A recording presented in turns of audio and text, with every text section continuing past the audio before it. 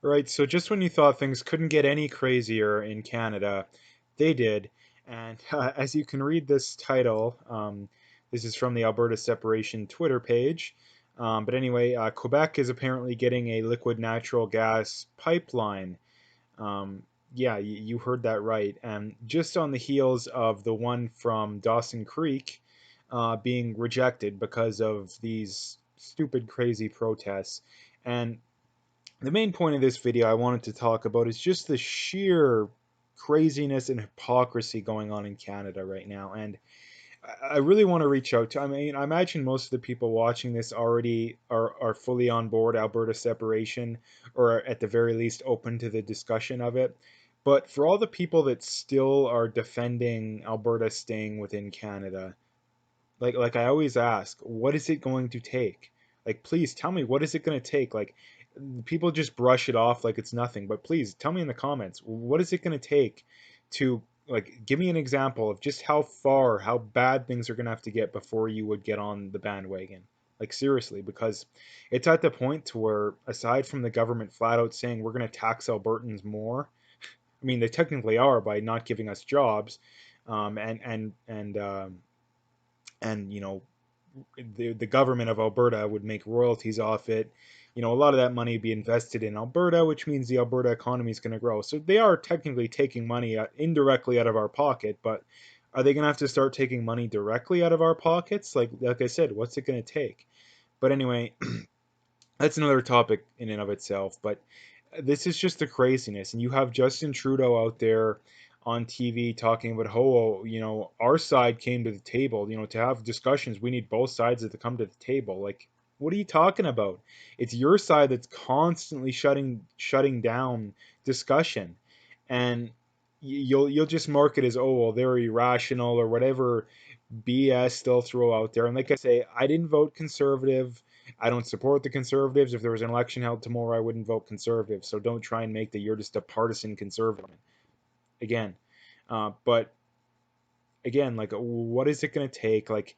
And again, for if there's any Trudeau supporters out there too, especially from Alberta or Saskatchewan or BC, like, what is going through your minds? Like, are you really that desperate and for lack of a better word, brainwashed that you like the classic leftist argument, oh, if a conservative government gets in, they're gonna cut all the jobs and all the free healthcare and all that BS, which in reality they don't. They've cut like a few thousand, a lot of them largely jobs that don't need to be done. A lot of them jobs that are people that are retiring that technically don't need a replacement. Now, the NDP get in, they create, it was over 10,000 public sector jobs. A lot of them, I would say the majority of them, um, completely unnecessary.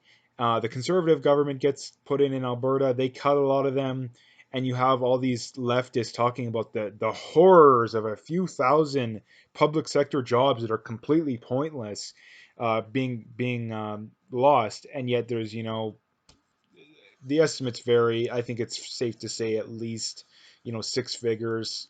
At the very least, it's like 10 times as much as the amount of jobs that the public sector lost. And by what they're telling you is that they're really only concerned when it's their side. That's the left, is that when we do it perfectly fine, when Justin Trudeau, gives billions of dollars every year to the mainstream media, when he bails out SNC, that's perfectly fine. But when, Jason Kenney gives money to an oil company, he's bought off by the corporations. That's all he cares about. That's all conservatives are good for. Well, Justin Trudeau just got done doing the same crap. He does it just as much, if not more. And you couldn't care less. So that's fundamental aspect of being a leftist, is different sets of rules for different sets of people. If we do it, it's okay. If you do it, it's bad. And the right does not have that. The right definitely does not have that, because if they did, they would have won the last election. And the reason why is that so many people realized just how bad and how little much of a difference there was between Scheer and Trudeau, or the conservatives and the liberals. It really wasn't that much. I mean, you could make an. I shouldn't say that. I should rephrase that in. the conservatives were proposing policies that majority of conservatives don't want. They didn't want to get rid of the carbon tax. They didn't want to cut regulations. They didn't want to cut taxes. They didn't speak to actual true conservatives. They wanted to, the best way of putting it is that the left shifted to the left, like I always bring up. The conservatives are pretty much identical. They're even to the left on a lot of issues of liberals 20 years ago. Like the conservatives now and the liberals under Paul Martin, not much difference. The liberals now would have been laughed out of the room then, like back then. That's just how fringe they are. But because of mass immigration and so many people relying on welfare and free healthcare and all this crap, that's why they get in, because they have so many people reliant on them.